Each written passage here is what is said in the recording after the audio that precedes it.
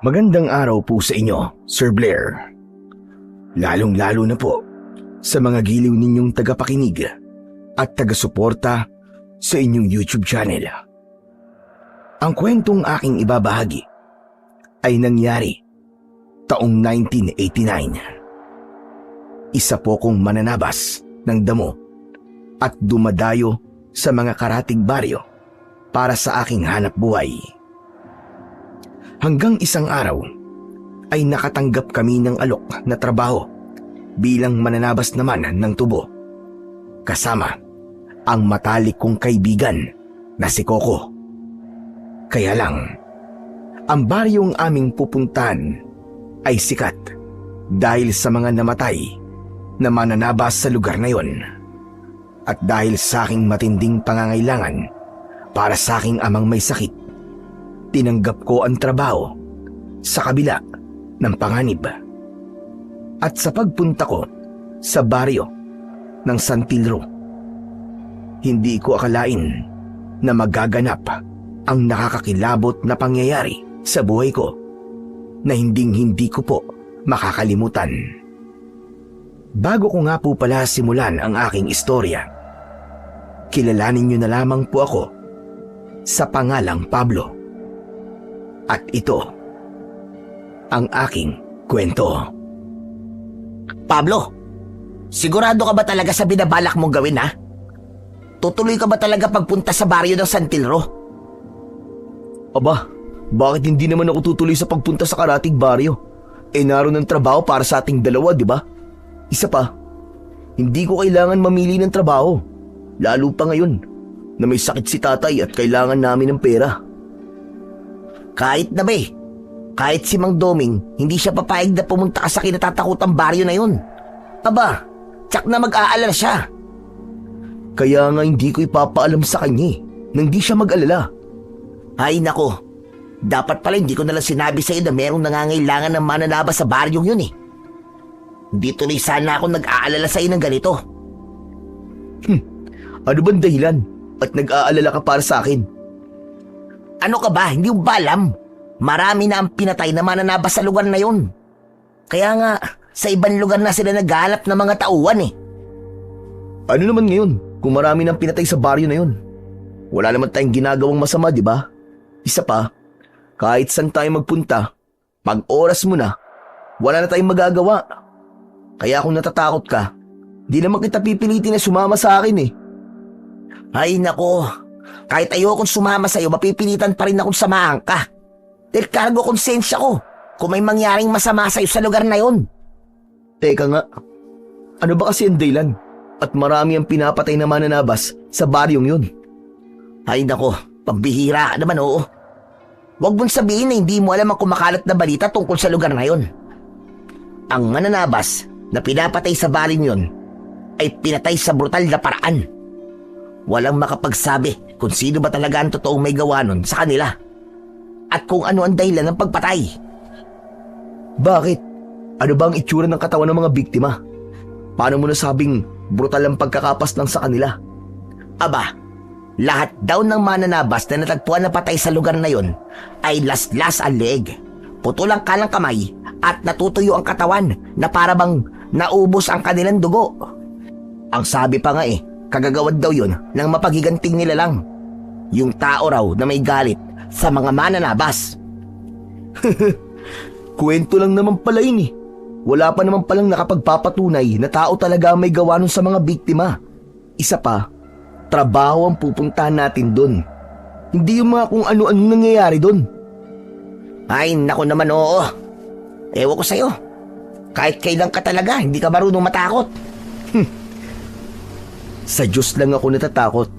Pero kung sa kapwa nating tao, may pagtayuan ng balahibo, hindi yun mangyayari sa akin.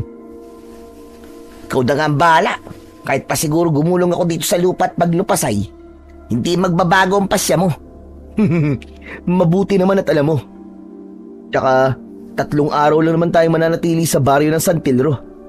Wala ka na rin naman magagawa para baguhin ang pasya ko. Dahil nariyan na ang tricycle na sasakyan natin papunta sa lugar na yon. Kaya halika na, huwag ka na magreklamo. Wala nang nagawa ang kaibigan ko na si Coco kundi ang sumakay sa tricycle papunta sa baryo ng San Pedro. 2 oras na biyahe bago kami nakarating sa kinatatakutang baryo. Pagbaba namin sa paradahan ng mga tricycle, marami kagad ang mga taong nakatingin sa amin na para bang nagtataka kung bakit kami naroroon. Hay nako, pambihira naman oo.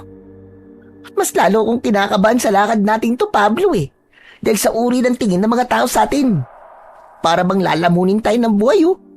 Idagdag pa ang matalim nilang tingin sa dala nating itak. Ano ka ba naman, Coco? Hindi ka na nasanay? Hindi ba't dati kayong taga rito? Dapat kabisado mo na ang galaw ng mga tao sa baryong to.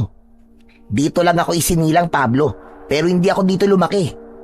5 taon ako nang umalis dito. At wala na akong maalala tungkol sa ugali ng mga tao rito. Basta ang alam ko lang, ibang klase silang makatingin. Para bang palagi silang nang aalipusta ng tao. Ikaw lang naman na nag-iisip ng masama sa kanilang tingin eh. Huwag mo silang tignan nang hindi kakabahan.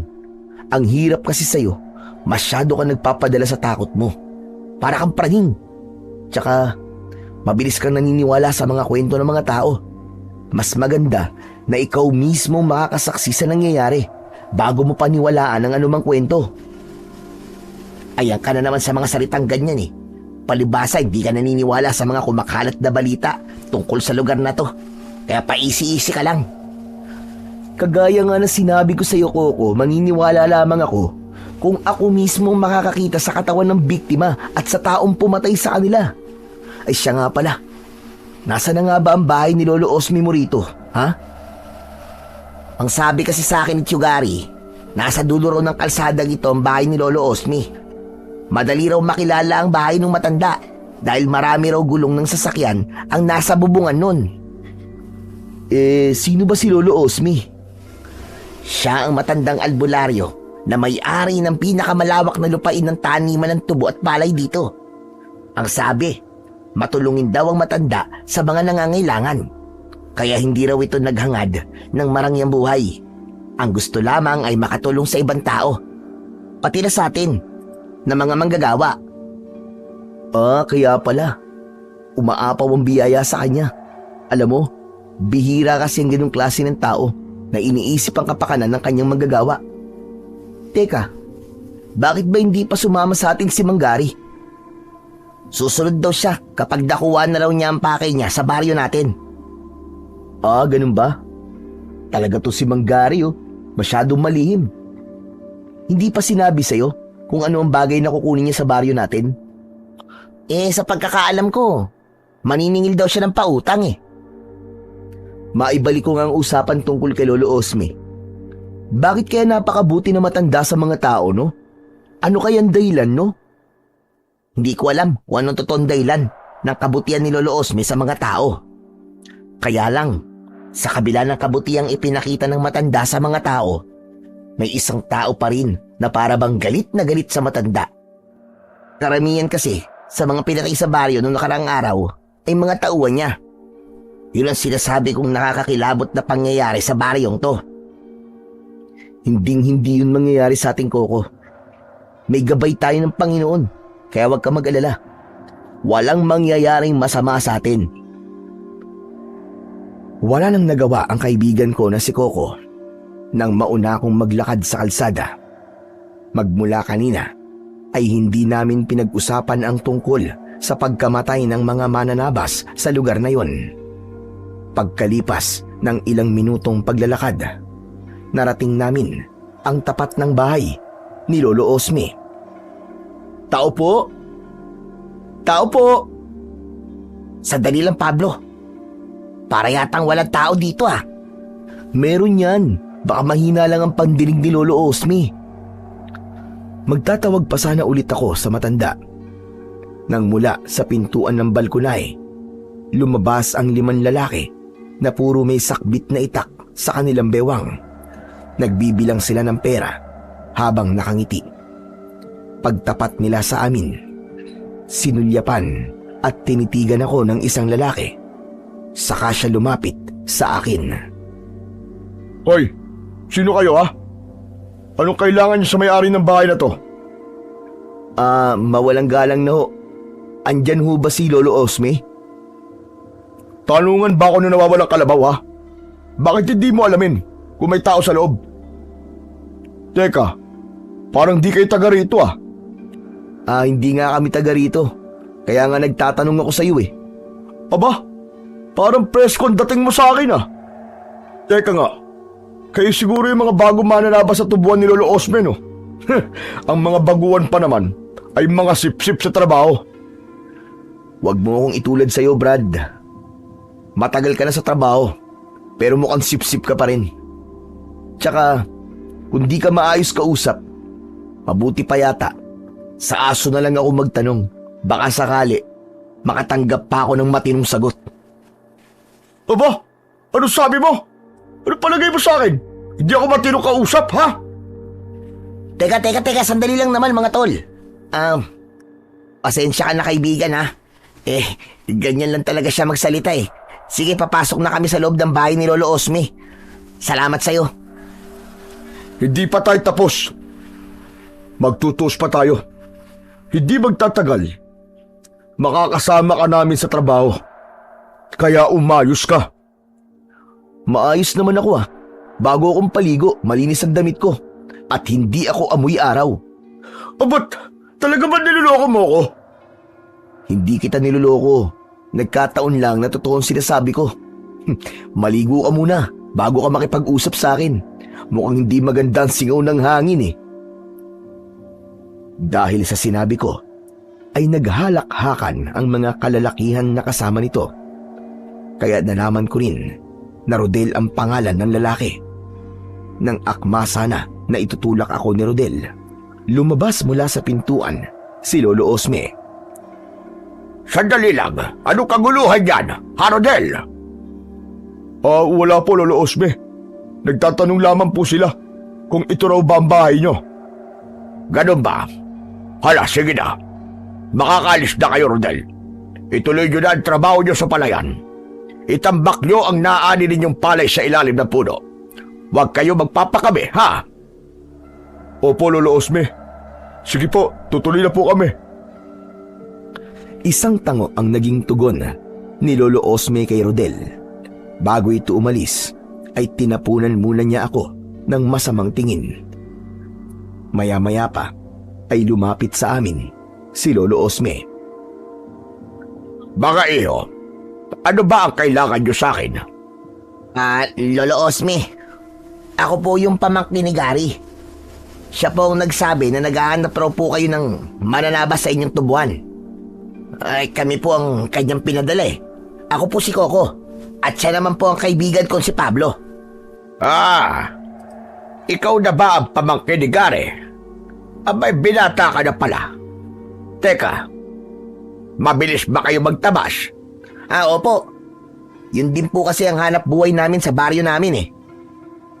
Abay, tama-tama. Maaga ninyo matatapos ang trabaho. Teka, sandali lang. Hindi naman siguro lingid sa inyo ang kwento tungkol sa mga mananabas na pinatay sa baryo namin. Hindi ba kayo natatakot na manatili rito? Hindi po kami natatakot. Isa pa po, trabaho naman po ang ipinunta namin dito eh. Mabuti naman kung ganon. Tsaka bawal magpagabi sa bukid. Kaya kailangan mabilis ang kilos para marami ang natatrabaho. Nagkakaintindihan ba tayo? Opo, Lolo Osme. Naiintindihan po namin. Bueno, pumasok muna kayo sa loob ng bahay ko para mapag-usapan natin ang magiging trabaho ninyo. Pansamantala, ay dito muna kayo tutuloy sa kubo ko hanggat hindi natatapos ang trabaho sa bukid. Mawalang galang na po, Lolo Osme. Hanggang ngayon po ba, wala pa rin natutukoy ang mga pulis dun po sa taong pumatay sa mga mananabas ninyo? Sa kasamaang palad, hanggang ngayon wala pa rin balita tungkol sa totoo sa larin. Walang iniiwan na bakas ang mamamatay taong yun dahil wala siyang itinitirang buhay sa lahat na kanyang nagiging biktima. Malaki ang perwisyong idinudulot niya sa pamumuhay namin lahat dito dahil natatakot na mga tao na magtrabaho sa akin bilang mananabas. Kahit nga po kami, Nag-aalala rin po sa kaligtasan namin, Lolo Osme. Kundi lang po kailangan ni Pablo ng pera para sa gamot ng tatay niya, aba, hindi po kami magtatrabaho dito. Isang malalim na buntong hininga ang pinakawalan ni Lolo Osme nang pumasok kami sa bahay niya. Pagkatapos ay naupo kami sa bangko na gawa sa kawayan at hinintay ang iba pang sasabihin ng matanda. Ang kwartong yun sa tapat ng kusina. Yun ang pansamantala ninyong magiging kwarto habang narito kayo sa baryo namin. Hala, sige na. Magpahinga na muna kayo at bukas na lamang natin pag-usapan ang magiging trabaho ninyo sa bukid. Salamat po, Lolo Osme. Ako dapat na magpasalamat sa inyong dalawa. Dahil kahit mapaganib ang baryong ito, ay hindi kayo natakot na pumunta rito. Sa gagawin nyo na to, marami akong matutulungan na naghihirap sa buhay at walang kakayahang magtrabaho para sa kanilang pamilya.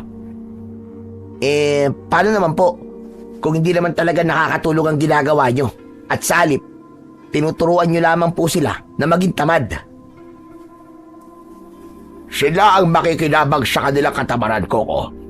Dahil ako, tumutulong lamang ako sa kanila at pinipili ko lamang din ang tinutulungan ko.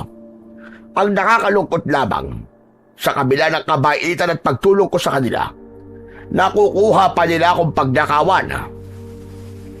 Grabe, ang tao nga naman. Ginagawan mo na ng kabutihan, gagawan ka pa ng masama.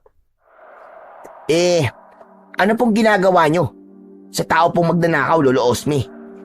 Pinarurusahan niyo po ba? Tumawa ang matanda. Saka siya tumingin sa aming dalawa ni Coco. Itinuro niya ang kanyang daliri sa itaas. Diyos ang sinasamba natin, hindi demonyo. Diyos ang nagbibigay ng parusa, hindi tayo mga tao. Ang pera gawa ng tao, pinagmumula ng kasamaan. Habang ang mga pagkain na ipinamimigay ko, galing mismo sa itaas. Maraming kasalanan ang nakukuha sa mga makabundong bagay. Kaya mag-iingat kayo. Tandaan nyo sa bandang huli, kaligtasan ng ating mga kaluluwa ang mahalaga. Napakabuti niyo po, Lolo Osme. Ipinahiwatig niyo po na Diyos na ang bahalang magparusa sa mga taong nagnanakaw po sa inyo. Di bali na magtiis kesa magnakaw o gumawa ng kahit na anong kabalbalan. At ang pagtitiis, tandaan nyo, lagi ninyong ipagpapasa Diyos. Kaya sila rin ang magdudusa sa gagawin nilang kasalanan sa ibang tao. Kaya hindi ako tumitigil sa pagtulong sa mga taong kapuspalad. Kahit pa nga merong humahad lang sa akin sa pamamagitan ng pagpatay niya sa aking mga tauhan. Pati po ba sa taong pumatay? Ganyan rin po ba ang katwiran niyo, Lolo Osme? Paano naman po ang mga nagiging biktima? Ang tao na pumapatay ng kapwa-tao ay walang kapatawaran sa kabilang buhay. Tiyak na hindi makaliligtas sa parusa ang gumagawa ng ganon. Ngunit ang lahi ng matuwid ay siyang maliligtas. Darating ang oras na merong isang tao na pupuksa sa taong pumapatay ng kanyang kapwa. Maghintay lamang siya. Alam ko na merong Diyos na magpapadala ng taong pupuksa sa kasamaan ng taong pumatay sa aking mga tauhan. Bumakas ang lungkot sa mukha ng matanda bago siya nagpaalam sa amin na magpapahinga muna sa kanyang silid. Halika na, Pablo. Silipin na natin ang magiging kwarto natin. Teka. Akala ko ba ihatid mo lang ako? Bakit parang nagbago na yata ang isip mo? Natauhan ako sa mga sinabi ni Lolo Osme. Hindi karasan ang makakapagpatigil sa taong gustong tumulong sa kapwa. Walang makakadlang sa paggawa ng kabutihan sa kapwa. Dahil may Diyos na handang magparusa sa mga taong gumagawa ng masama. Tama ka, Coco. Salamat tol ha. Kaibigan talaga kita. Siyempre naman, walang iwalan, no? Sabay kaming napahalakhak ng tawa habang papasok kami sa loob ng aming magiging kwarto. Maganda naman ang unang araw namin sa baryo ng San Telro.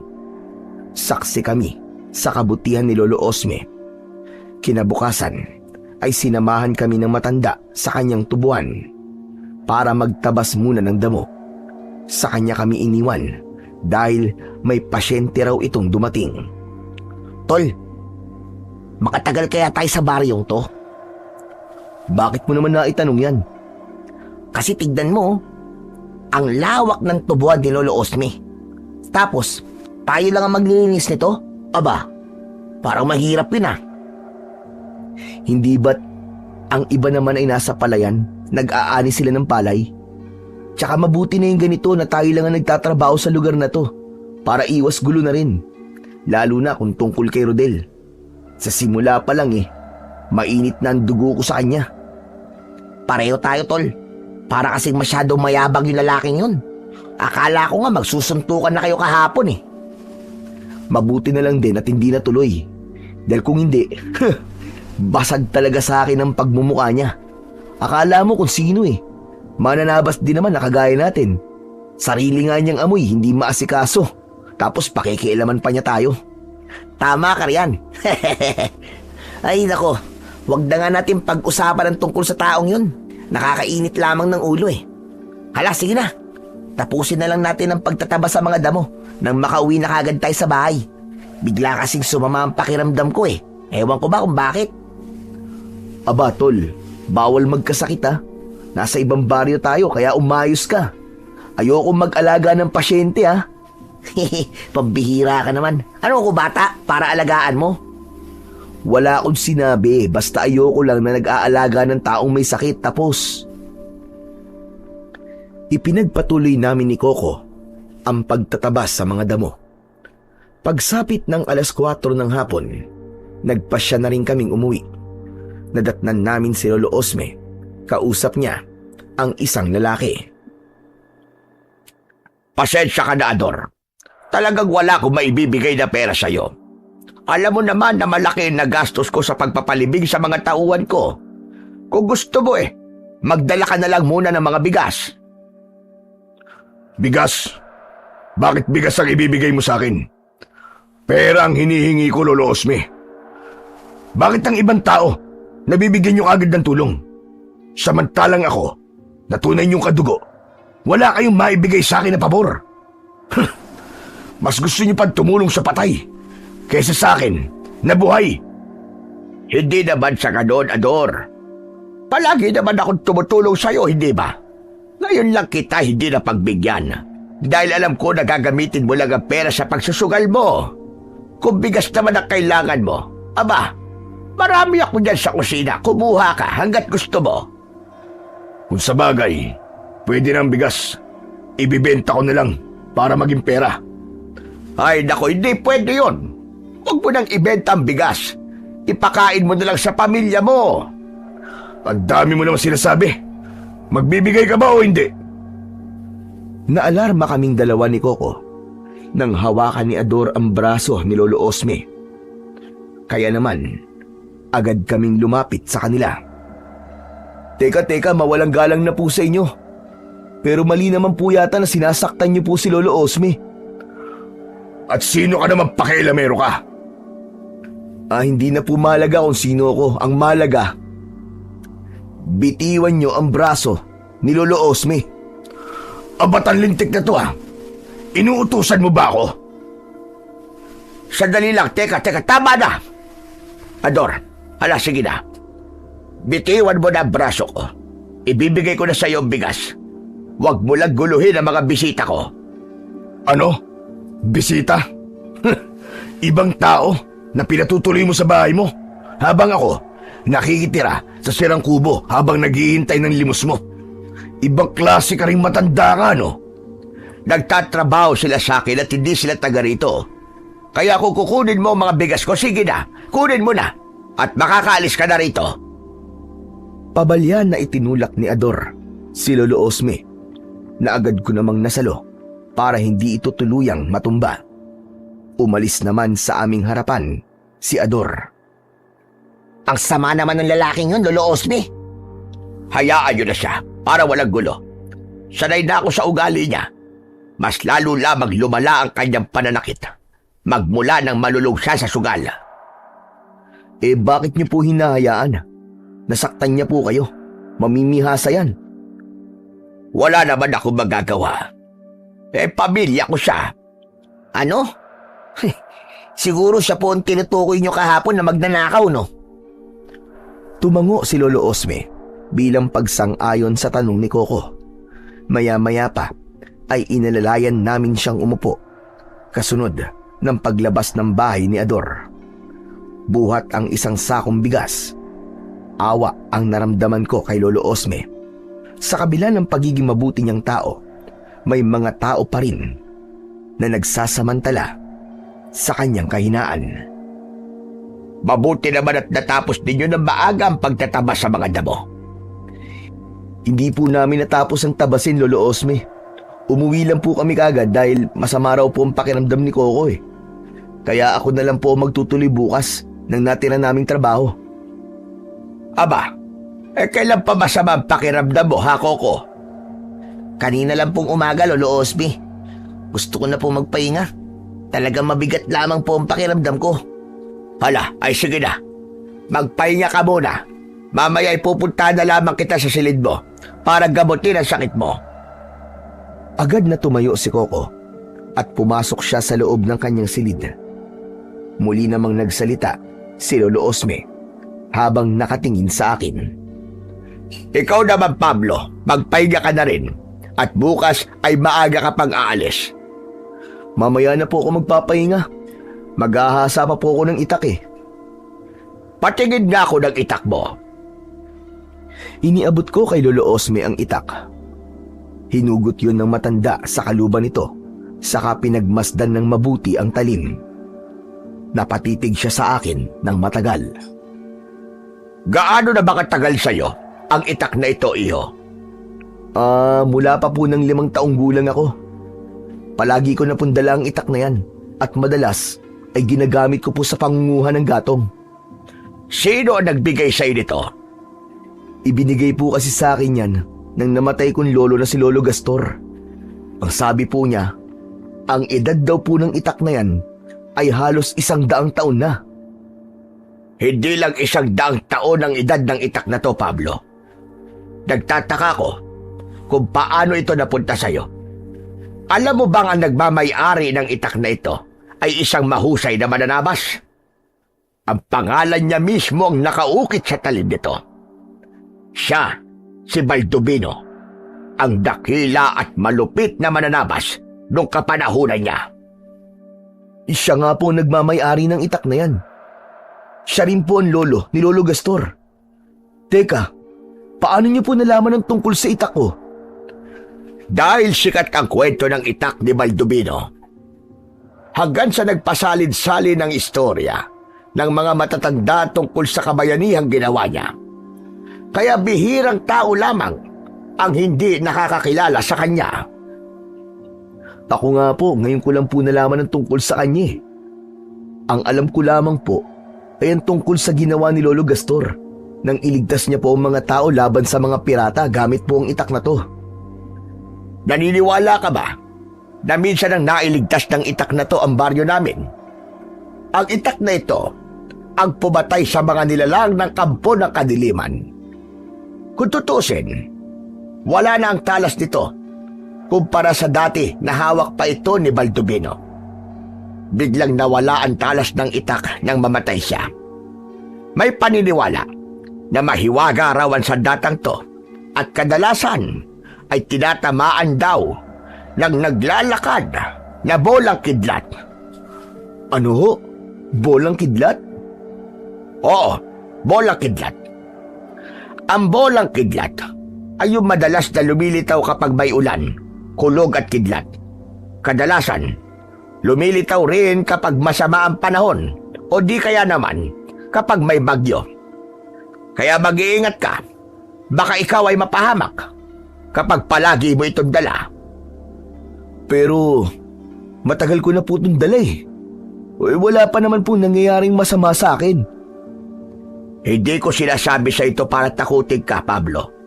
Ang gusto ko lang ay maging handa ka sa posibleng mangyari sa'yo habang dala mo ang itak na yan. O hala, sige na. Maghahanda muna ako ng hapunan natin. Tumayo ang matanda at ibinalik sa akin ang itak. Naiwan akong natitigilan habang pinagmamasdan ang talim ng sandata ko. Dahil sa mga nalaman ko, hindi agad ako dinalaw ng antok. Kinabukasan ay maaga akong bumangon sa higaan. May lagnat si Coco, kaya ako na lang ang mag-isang nagpunta sa bukid.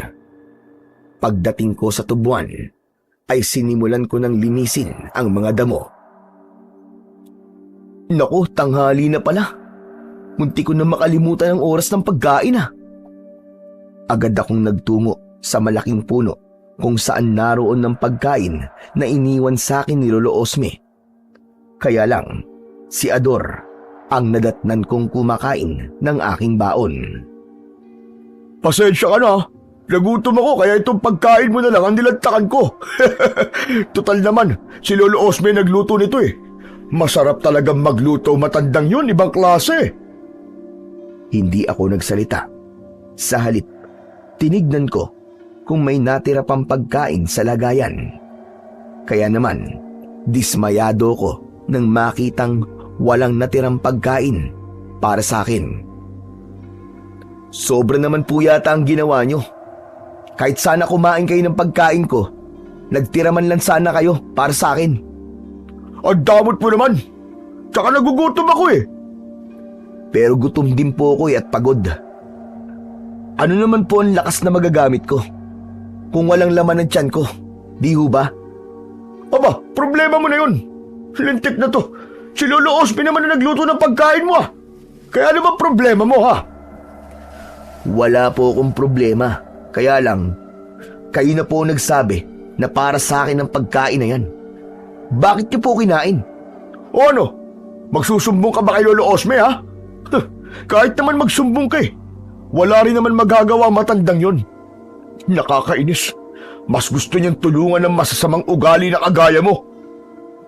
Hindi po masama ang ugali ko. Hindi lang talaga magandang ginawa niyo. Ang laki-laki ng katawan niyo Hindi kayo magtrabaho ng marangal para mapakain niyo ng maayos ang sarili niyo. At huwag niyo po sanang kalimutan na meron kayong pamilya na umaasa sa inyo. Mabuti kayo busog. Paano naman ang asawa at anak niyo? Sige nga.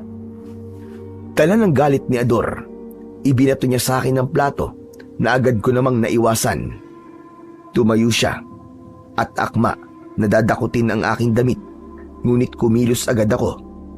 Nahawakan ko kagad ang kanyang braso. Matatanggap ko. Nalamunin niyo ang pagkain ko. Pero ang saktan ako. Aba, hindi ko po yung matatanggap. Baka dito palang itumba ko na ho kayo. Huwag niyo akong subukan. Kahit dayo lamang ako rito. Hindi niyo kilala ang pagkatao ko. Matapang ka kahit wala ka sa sariling teritoryo mo Bitiwan mo ang kamay ko. Baka patulang kita. Kung saan ako nakatayo, yun ang teritoryo ko. Hindi rin ako pumapatol sa matanda. Pero kapag nasaktan ako, kahit anak niya, idadamay ko sa galit ko. Biglang natigilan si Ador dahil sa sinabi ko. Hinablot niya ang kanyang braso mula sa aking kamay. Saka siya umalis at naglakad papalayo sa akin. Pinagmasdan ko naman ang nagkalat na lagayan ng pagkain sa damuhan bago ako napatingin sa gawi ni Ador. Anak ng putya, oo. Kapag minamalas ka nga naman. Wala nang natira sa pagkain ko. Wala na akong nagawa kundi ipagpatuloy ang trabaho. Natubig lang ang laman ng aking tiyan. Dahil sa kagustuhan kong matapos ang tabasin, hindi ko namalayan na 5:00 na pala ng hapon. Biglang kumulog, kasunod ng kidlat. Maya-maya pa, bumuhos ang malakas na ulan at umihip ang hangin. Teka, bigla naman yata ang pagsama ng panahon. Wala pa naman akong masisilungan dito dahil walang bahay rito. Pambihira, Kapag kinakapitan ka talaga ng kamalasan, oo, walang pinipiling oras Akma na sana akong hakbang para sana umuwi sa bahay. Ngunit bigla akong nakarinig ng ingay mula sa aking likuran.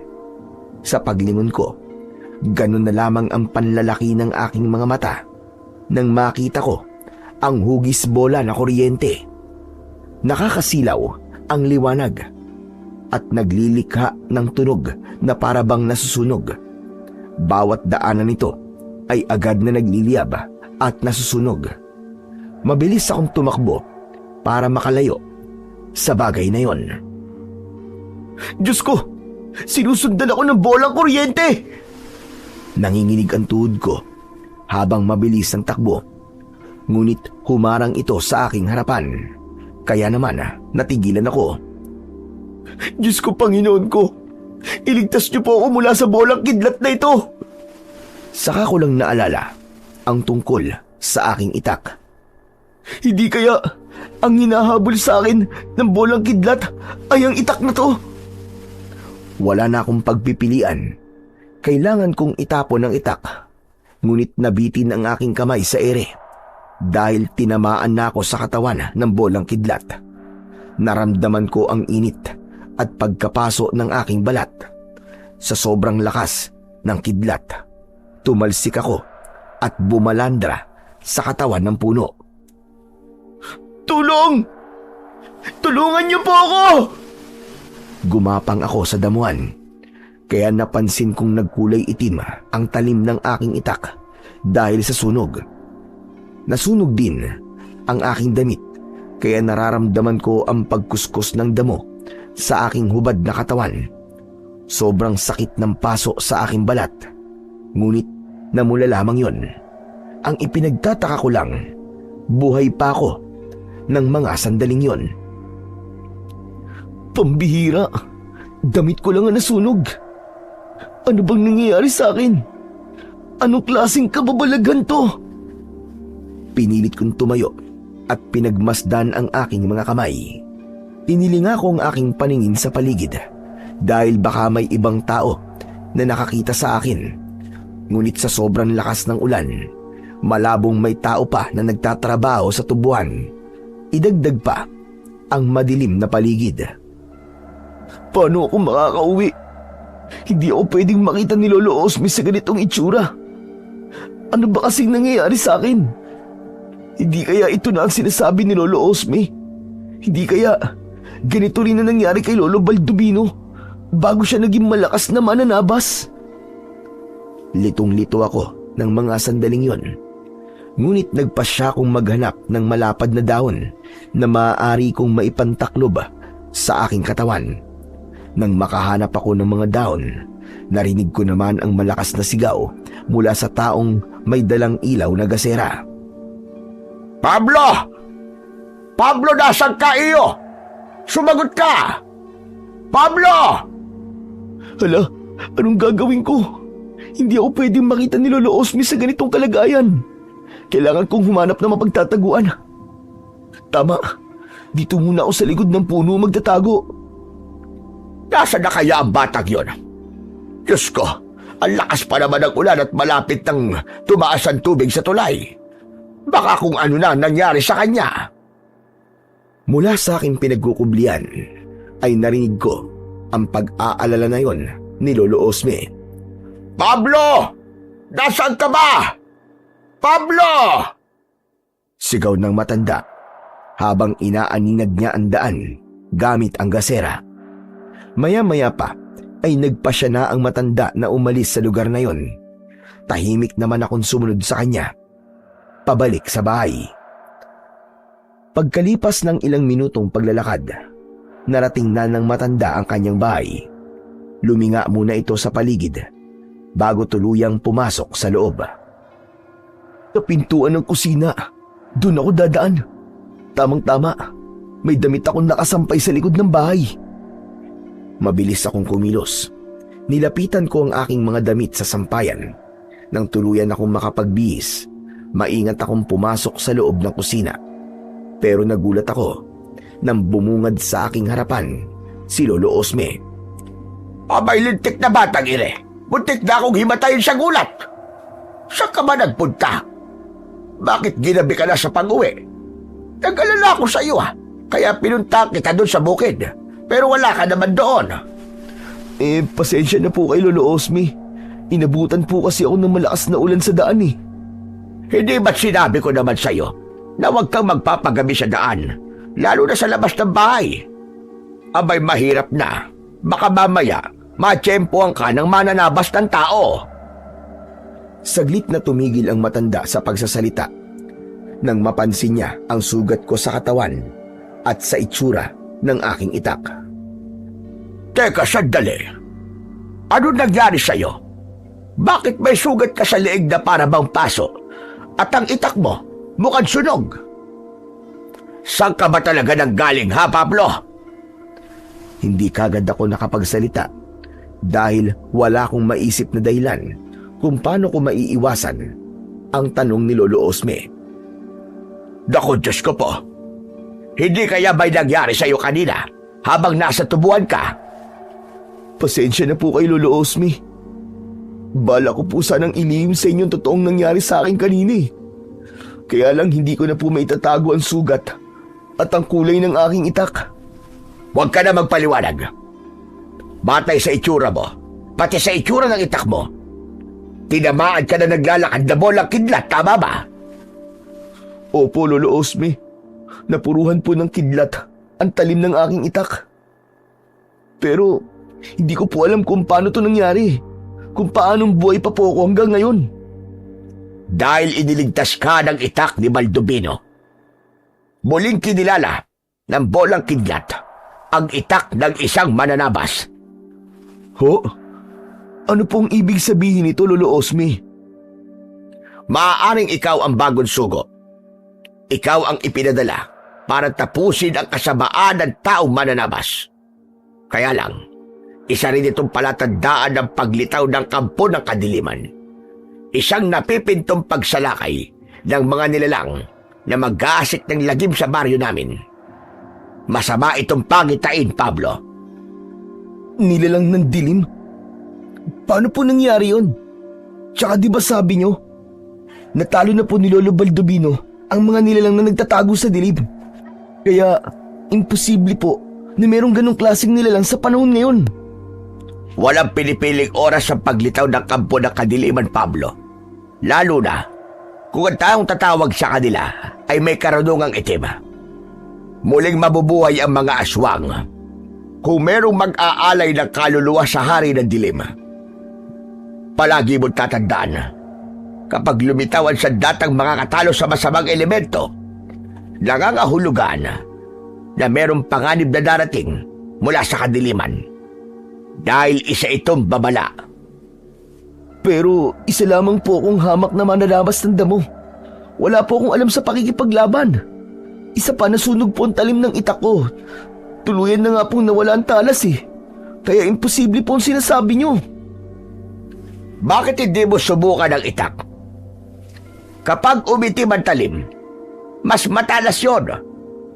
Saglit akong napatitig sa muka ni Lolo Osme. Pagkatapos, ay itinaga ko sa lamesa ang itak. Ganun na lamang ang panlalaki ng aking mga mata. Nang mahati ko yun, hindi agad ako nakapagsalita dahil sa labis na pagkabigla. O ano? Nakita mo na kung gaano katalas ang itak mo? Ibig sabihin nun, ikaw ang sunod na tagapagligtas.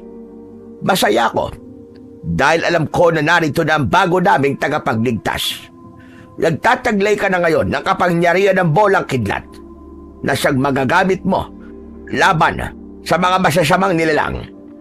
Mapipigilan mo na ang kasamaan sa pamamagitan ng makapangyarihan mong sandata. Teka ho, Lolo Osme. Ipapaalam ko po ba kay Coco ang tungkol sa kapangyarihan kong ito? Walang sino man ang dapat makaalam tungkol sa kapangyarihan mo, Pablo. Dahil kung hindi, manganganib ang buhay mo. Bihira lang ang tao na nagtataglay ng ganyang kapangyarihan. Kaya mo na rin magpailaw ng bombilya gamit lamang ang kamay mo. Kapag nakarating sa ahensya ng gobyerno ang kakayahan mo na yan, pag-aagawang kanila at siguradong pag-aaralan ka ng mga siyentipiko. Gusto mo ba yon? Ayoko ho. Sige po, ililihim ko na lang po sa lahat ang tungkol sa kapangyarihan ko. Sa ngayon, magiging banta ka na sa buhay ng taong mananabas. Kailangan ko ang tulong mo para malaman ko kung sino ang totoong pumatay sa mga tauhan ko. Nakahanda po akong tumulong sa inyo, Lolo Osme. Alang-alang po sa ustisyang nararapat sa mga tauhan nyo at sa lahat po ng mga nakatira sa baryong ito. Maraming salamat, Pablo. Panahon na para matapos na ang brutal na pagpatay ng mananabas sa mga tao. Pero, paano po kung nagkamali po kayo ng hinala? Paano kung hindi naman talaga taon totoong pumatay sa mga tauhan nyo? Paano po kung kagagawan ng aswang ang pagkamatay nila? Na meron din pong kasanayan sa paghawak ng itak. Teka. Sinasabi mo bang aswang ang totoong pumatay sa kanila? Ganun ba? Opo. Hindi po ba't kayo na rin po nagsabi na kasabay ng pagbabalik ng kapangyarihan ng sandata ang paglitaw naman ng masasamang nilalang sa mundo natin? Diyos ko. Oo nga no. Maring tama sinabi mo, Pablo. Ngunit anong dahilan? Bakit ang mga tauhan ko lang ang pinapatay niya? Marami po ang posibleng dahilan. Baka naghihiganti. O kaya naman may lihim na galit sa inyo. Sa dami ng taong nagawang ko ng kasalanan noon, hindi ko na alam kung sino ang totoong kalaban. Sinasabi niyo po bang merong naghihiganti sa inyo? Ngunit anong dahilan? Bakit niya kayo pinaghihigantihan? Isa akong kapitan noon sa baryong ito. 20 taon nang nakakalipas nang ipasunog ko ang bahay ng 5 pamilya na inakusahan ko ng pagnanakaw. Nag-ugat ang lahat dahil sa isang manimparatang. Ang aking anak mismo nagturo sa kanila na sila ang nagnakaw sa bigas na para sana sa mga taong higit na nangangailangan. Pagkatapos po, ano pong nangyari? Namatay sila at lumabas ang katotohanan na ang anak ko pala mismo ang kumuha ng aking bigas at ibinenta sa kabilang baryo. Yun ang posible kong nakikita dahilan kung bakit naghihiganti siya sa akin. Ngunit patay na ang anak ko. Baka isinod niya si Ador, ang aking apo. Kung ganun, maaaring isa po sa pamilya nang ipinasunog ninyo ang nakaligtas at ngayon ay naghihiganti sa inyo. Ako ang may kasalanan. Ako lang dapat ang patayin niya. Huwag na siyang mandamay pa ng ibang tao. Lalo-lalo na ang apo ko. Sobra ko nang pinagsisisihan ang mga nagawa kong kasalanan sa kanila. Kaya po ba bumabawi kayo sa paggawa ng kabutihan sa inyong kapwa para pagbayaran po ang nagawa ninyong kasalanan noon? Oo, Pablo, tama ka. Yun ang katotohanan ko bakit tumutulong ako sa mga tao. Umaasa ako na sana babawasan man lang ang bigat na dinadala ko sa akin dibdib. Gabi-gabi akong hindi pinapatulog ng aking konsensya. May awa po ang Diyos, Lolo Osme. Alam ko po na mapapatawad din kayo ng Diyos. Kaya patawarin niyo rin po kasalanan ninyo nang gumaan po ang pakiramdam niyo. Masama ang ginawa ko, ngunit mas masama ang ginawa ng salarin dahil marami siyang idinamay na ibang tao para lamang makapaghiganti sa akin. Nagkakamali po kayo, Lolo Osme. Malinaw po na naghihiganti siya. Hindi lang po sa inyo, kundi pati na rin po sa mga tao na sumunog sa kanilang tahanan noon. Diyos ko, anong gagawin ko, Pablo? Magsisiman ako, huli na. Hindi ko na mabubura pa ang aking pagkakamaling nagawa. Ikinalulungkot ko pong sabihin, Lolo Osme. Ngunit gaano man ninyo pagbayaran ng inyong kasalanan, hindi po mabubura sa isip po ng taong nasaktan ang nagawa ninyong pagkakamali. Ganun pa man ang paraan na ginamit ng nilalang na yon para makapaghiganti sa inyo. ay kasalanan pa rin sa batas ng tao at ng Diyos. Isang malalim na buntong hininga ang narinig mula kay Lolo Osme bago siya pumasok sa kanyang silid. Kinabukasan ay nagulat ako sa malakas na sigaw ni Rodel kasama ang 4 niyang kaibigan. Lolo Osme! Lolo Osme! Lumabas po kayo! Ang mga tanim nyo para pong may sumunog!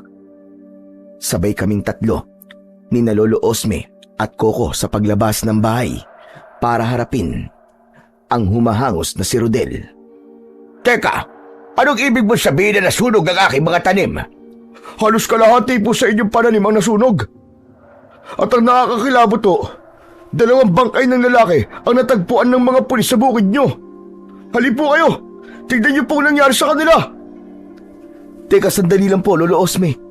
Sasama po kami sa inyo. Ako rin po, Lolo Osme. Sasama rin po ako sa inyo. Hala, sige na. Tayo na. Bilisan niyo, Lolo Osme. Tara na po. Kaya naman, mas lalo kaming nagmadali sa pagpunta sa bukid ni Lolo Osme. Pagdating namin doon, ay marami na ang mga taong nakikiusyoso sa mga bangkay. Lahat sila ay bakas sa mukha ang takot. Nandun din si Ador, habang kausap ng mga pulis. Mabagin langit. Sobra naman ang brutal na pagpatay kina Leon at Arnel. Hindi na ito makatao. Ang hindi rito makatao ay ang bukid nyo, Lolo Osme. May dalang kamalasan ng taniman nyo. Pinamamahayan ng salot. Walang salot at walang malas sa mga pananim ko. Ang bibig mo ang totoong salot. Dahil kung ano-ano lumalabas dyan sa bunganga mo. Marami nang natatakot na magtrabaho sa inyo dahil sa misteryosong pagpatay sa lahat ng mga mananabas ninyo. At natitiyak kong isusunod nila ang 2 mong kasama, Lolo Osme. Kinilabutan ako nang ituro kami ni Ador. Kaya naman, nagalit si Lolo Osme. Walang mangyayaring masama kina Pablo at Coco. Ang taong pumatay sa mga biktima, siya ang dapat na mag-alala. Dahil nalalapit na ang kanyang katapusan. At kung hindi ka magbabago, Ador, hindi malabong mangyari na ikaw naman ang hahandusay sa damuhan na yan. Hindi rin yun mangyayari sa akin. Dahil hindi naman ako mananabas eh. Tsaka bilib din naman ako sa inyo, ano? Sa kabila ng nakakakilabot na nangyayari sa taniman nyo, aba, may mukha pa kayong iniharap sa mga pamilya ng namatayan. Bakit hindi ko haharapin ang pamilya ng mga namatay? Hindi naman ako ang pumatay sa kanila. Parang ikaw na rin ang pumatay sa kanila. Kaya dapat, magsisi ka ng matanda ka. Malapit na ang katapusan mo. Ador, huwag ka magsalita ng ganyan kay Lolo Osme. Baka nakakalimutan mo. May kasalanan din ang tatay mo. Kaya huwag kang magmalinis. Anong sabi mo? Alam ko na ang totoong nangyari sa pamilya ninyo. Ang hindi ko lang maintindihan kung bakit ka nagkakaganyan. Imbis na gumawa ka ng kabutihan para pagbayaran ng nagawang kasalanan ng tatay mo, dinadagdagan mo pa ang paghihirap ng kalooban ni Lolo Osme. At kung umusta ka, para bang wala siyang nagawang kabutihan para sa'yo. Hoy, huwag kang makialam dito ah. Hindi kita pamilya. Wala kang pakialam dito. Hindi nga kita pamilya. Hindi ko rin kadugo si Lolo Osme. Pero mas may malasakit pa ako sa kanya kaysa sa'yo na totoo niyang kapamilya. Tama na, Pablo. Huwag mo nang patulan niyang si Ador. Dahil inawat ako ni Lolo Osme, pinagmasdan ko na lamang ang bangkay ng 2 lalaki. Batay po sa itsura ng kanilang sugat sa leeg. Parang nanggaling sa matalas na itak. Halos balat na lamang po natira sa kanilang leeg. At kapansin-pansin po ang pagkatuyo ng kanilang dugo. Meron din po silang pasa sa katawan. At ito pa, malayo rin ang talsik ng kanilang kamay habang tangan pa rin ang kanilang itak. Maaaring pinutol muna ang kamay bago sila nilaslasan ng leeg. Lolo Osme, nakakapag-alala na po ang nangyayari sa baryo natin ah. Dapat siguro itigil na muna ninyo ang pagpapaani ng palay, pati na ang pagtatabas ng mga damo. Kung ititigil ko ba ngayon, paano na tayo? Paano mga taong umaasa sa akin?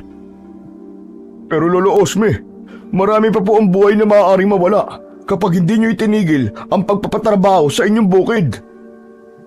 Teka, sandali lang. Ano naman ang kaugnayan ng sinasabi mo sa problema ng baryo nyo, Rodel? Huwag kang sakim. Isipin mong kaligtasan ng manggagawa. Malinaw na pahiwatig ito ng salarin na itigil na ni Lolo Osme ang pagpapatakbo sa kanyang asokarera at palayan. Malinaw na pagbabanta ang nangyayaring ito. Kahit na anong mangyari, hindi ako natatakot. Hindi ko ititigil ang pagpapatrabaho ko. Kung kinakailangan na ako ang magtabas ng aking mga pananim, ay gagawin ko.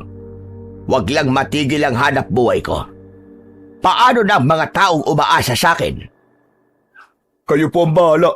Ang sa akin lang naman ay paalala para maiwasan ang ganitong pangyayari. Salamat sa paalala mo, Rodel. Pero tutulungan ako ni Pablo. Hindi kita pipilitin na magtrabaho sa akin. Basta si Pablo, handa siyang magtrabaho sa akin. Hindi ko po alam na madali na palang nabilog ni Pablo ang ulo nyo, Lolo Osme. At nagpadala kayo sa kanyang pagiging sipsip. Hindi ako sipsip. Hindi lang ako duwag na katulad mo. At dapat sa inyo na kaibigan mo, bumalik na sa baryo nyo. Dahil kapag napahama kayo sa baryo namin, malaking pananagutan pa yun. Sisiguraduhin ko sa'yo na hindi kami mapapahamak dito. Lalaban ako sa taong pumapatay sa mga biktima. At sisiguraduhin ko na hindi ang bangkay ko ang bubulagta sa baryong to, kundi ang katawan ng mananabas na yun. Hindi ka lang pala sipsip ano? Mayabang ka rin pala. Rodel, pwede ba? Tama na. Lahat na lamang ng nagiging trabahador ko inaaway mo. Pareho ko naman kayong tauhan. Hala, sige na Pablo. Umuwi na tayo. Bukas mo na lang ipagpatuloy ang trabaho dito sa bukid kapag nakuha na ng mga pulis ang katawan ng mga biktima. Mabuti pa nga po. Umalis na po tayo sa lugar na to, Lolo Osme. Hindi na kasi maganda ang simoy ng hangin dito eh. Sumunod ako kay Lolo Osme. Si Coco naman ay kanina ko pa napapansin na walang kibo. Kaya kinausap ko siya habang naglalakad kami. Bakit ang tahimik mo yata ngayon ha? Masama pa rin ba ang pakiramdam mo ha, Coco? Hindi na masama ang pakiramdam ko, Tol. Nag-aalala lamang ako sa kaligtasan natin. Tama naman si Rodel eh. Umuwi na tayo. Aanin natin na malaking halaga na kikitain natin dito. Kung tayo naman ang mapapahamak. Naiintindihan ko naman ang kinakatakot mo, Tol. Pwede ka naman umuwi sa atin eh. Mabuti nga yun nang hindi ako nag-aalala at kahit papano, merong magbabantay kay tatay habang wala ako. Hindi ko naman kayang iwan ka rito, Tol. Hindi ako mapapalagay. Baka mapahamak ka eh. Walang mangyayaring masama sa akin. Ano ka ba? Kaya kong sarili ko. Sige na. Mag-impake ka na ng mga gamit mo at ihahatid kita sa sakayan ng tricycle. Mas makakabuting umuwi ka na muna sa atin. Huwag ka mag-alala. Susunod ako sa'yo. Sigurado ka ba, Tol? Oo nga. Para hindi ka na mag-alala. Ayoko rin naman na mapahama ka rito eh. Malungkot kong tinapik ang balikat ng kaibigan ko. Ipinaalam ko na rin kay Lolo Osme na aalis si Coco. At agad din naman itong pumayag. Kami na rin ang nagatid sa kanya sa sakayan ng tricycle. Nang tuluyang makaalis si Coco, ay saka kami bumalik ni Lolo Osme sa kanyang bahay para mag-isip ng plano. Hindi po natin mahuhuli ang salarin kundi tayo magbibigay ng pain, Lolo Osme. Ano ang ibig mo sabihin, Pablo? Ipapain ko po ang sarili ko para malaman kung sino po ang totoong salarin. Hindi ako papayag sa gusto mo mangyari. Hindi mo kabisado ang kakayahan ng iyong kalaban. Kailangan ko pong subukan ang kapangyarihan ng bolang kidlat. Nakahanda po ako sa maaaring mangyari sa akin. Magtiwala po kayo, Lolo Osme. Tatapusin ko na po ang kasamaan ng aswang na yun. Isang malalim na buntong hininga ang pinakawalan ni Lolo Osme habang nakatingin siya sa akin. Ngunit buo na ang pasya ko ang ipain ang sarili ko para matapos na ang kaguluhan sa baryo nila. Pagsapit ng gabi ay nagtungo ako sa taniman ng tubo. Nagkunwari akong nagtatabas pa rin ng mga damo. Ngunit biglang may humataw ng kahoy sa aking ulo. Naramdaman ko ang hilo, ngunit malinaw kong naririnig ang boses ni Rodel. Sige, dalhin niyo ang sip-sip na yan sa kakahuyan. Doon sa dating tambayan, nang makita niya ang hinahanap niya. Teka, anong gagawin niyo sa akin? Anong gagawin? Simple lang. Pahihirapan kita para kusa ka nang umalis sa baryo namin. Akala mo ba'y di ko alam na balak mo kung agawan ng trabaho kay Lolo Osme, ha? Kung ganun, ikaw ang pumatay sa mga tauhan niya. Ano ko, si Raulo? Siyempre hindi akong pumatay sa kanila, no? Tinakot ko lamang sila. Pagkatapos ay iniiwan namin sa kakahuyan. Kinabukasan, nababalitaan na lang namin na patay na sila. Salamat sa taong pumatay sa kanila dahil inaalis niya ang lahat ng mga sagabal sa trabaho ko. Teka, akin na nga ang itak mo. Baka makalaban ka pa eh. Mabulilyaso pa ang plano ko. Pakawalan niyo ako, mga hayop kayo. Sa inyo ba ako dadalhin? Magsisisi kayo sa gagawin niyo sa akin. Bakit naman ako magsisisi? Matagal na namin ginagawa to. Hala, sige na mga bata. Bugbugin niyo na yan. Lumpuin niyo. Bilisan niyo. At baka mamaya ay may makakita sa atin dito. Dahil sa nararamdaman kong pananakit ng aking ulo, hindi ako makalaban sa kanila.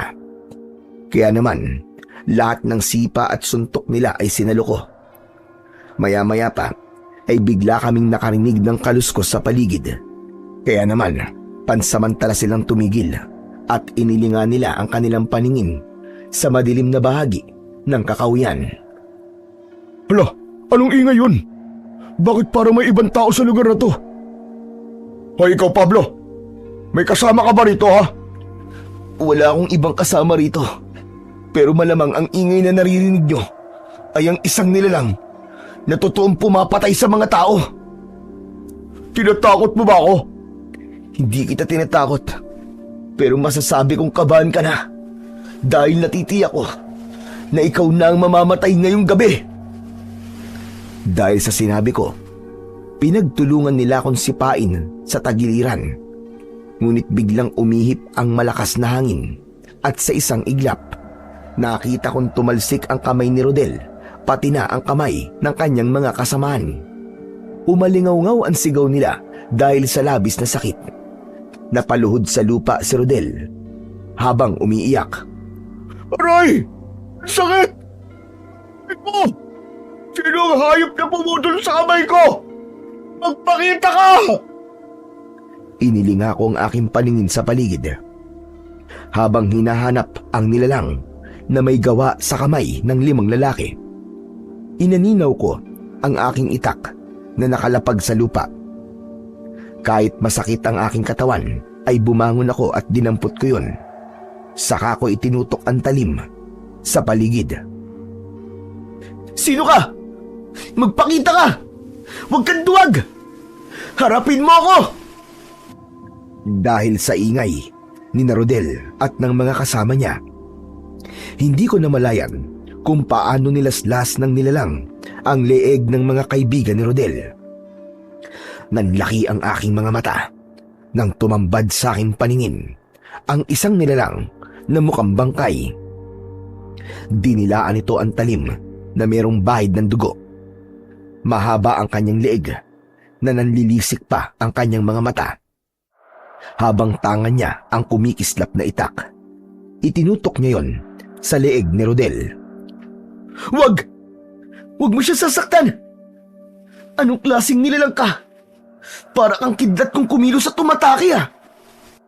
Huwag mo nang alamin kung anong klaseng nilalang ako. Pagbalaga, masisip-sip ko na ang dugo ng hayop na ito. Wag! Wala siyang kasalanan! Hindi ba't ito naman ang nararapat para sa mga kagaya nilang naiinggit sa kanilang katrabaho at sip-sip sa kanilang amo? Marami na silang pinahirapan Kaya nararapat lamang sa kanila na katulad na kagaya ng paghatol ng mga tao sa pamilya ko. Sandali! Huwag mo siyang papatayin. Wala siyang kinalaman sa ginawa ni Lolo Osme sa pamilya mo. Meron. Dahil taga rito siya. Walang makakapigil sa akin. Kaya panoorin mo kung paano ko siya papatayin at pupugutan ng ulo sa harapan mo. Nanlaki ang aking mga mata nang mula sa aking harapan, pinugutan ng aswang si Rodel. Wag! Dala ng bugso ng aking damdamin, agad ko siyang inatake ng aking itak. Ngunit nakaiwas siya habang walang tigil sa kakahalakhak. Inatake niya ako ng taga na agad kong naiwasan. Kaya naman tumigil ito at sinuri ang aking sandata. Parang may kakaiba sa'yo. Walang sino ba nang nakakailang sa aking pag-atake. Ngayon lang ito nangyari. Anong meron sa'yo? Bakit? Natatakot ka na ba? Nilalang na nagtatago sa pagiging aswang para pumatay ng taong walang kalaban-laban. Ako ang harapin mo ngayon, hayop ka. Nang makita mo ang hinahanap mo. Ako ang unang sumugod gamit ang aking itak. Sinalubong naman niya ako ng taga, kaya nagtagpo ang aming talim sa gitna. Malakas ang aswang kahit payat ito. Mapula ang kanyang mga mata na punong-puno ng galit at puot. Galingan mo sa pagtago. Ngayong nakaharap na kita, maliit na mundong ginagalawan mo. Hindi mo ako matatalo. Dahil papatay kita. Masisilayan ng buong baryo ang kamatayan mo. Kasama ng mga lalaki kita. Habang nagpapambuno kaming dalawa, siniko ko siya na tumama naman sa kanyang muka. Bumagsak siya sa lupa. Nakaagad din naman na bumangon. Tumalon siya ng mataas at pagbagsak niya ay nakaumang ang kanyang itak na agad kong nasalag. Umislap ang talim sa ere at sa muli kong pag-atake sa kanya, naputol ng aking sandata ang kanyang itak. Kaya naman napatras siya ng akbang at nag-aalalang napatingin sa akin. Siguro naman, alam mo na kung sino kinakalaban mo ngayon. Hindi maaari ito. May kakaiba sa sandata mo. Ikaw ang bagong nakatakda para sa sandata ni Baldovino. Ikaw ang nakatakda. Natatalo sa akin. Mabuti naman at alam mo, hayop ka. Kaya humanda ka na. Muli ko siyang inatake ng taga. Ngunit bigla siyang kumaripas ng takbo. Sinundan ko pa siya sa kakawyan. Pero sinalubong naman ako ng mga aswang. Natigilan ako dahil marami sila. Diyos ko, masyado silang madami. Ano? Natatakot ka na ba? Sige lang, lumaban ka. Pero bago yon, harapin mo muna ang mga alagad ko. Sila lang naman ang mga biktimang pinatay ng mga tao rito. Na dahil sa maling paratang, isang pagkakamali ang labanan ako. Mapabagsak mo man ako, babangon ako, at dudurugin kita.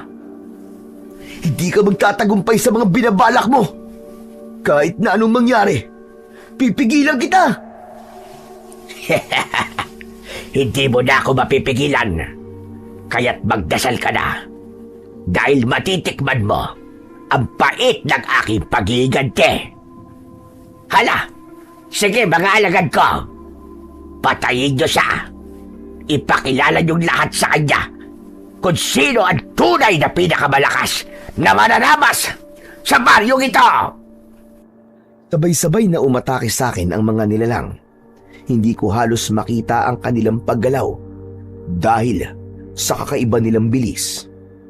Bigla na lamang silang sumusulpot sa aking harapan at bawat atake nila ay tinatamaan nila ako ng kalmot sa aking katawan. Masakit at parabang pinupunit. ang aking laman. Ano? Lumaban ka?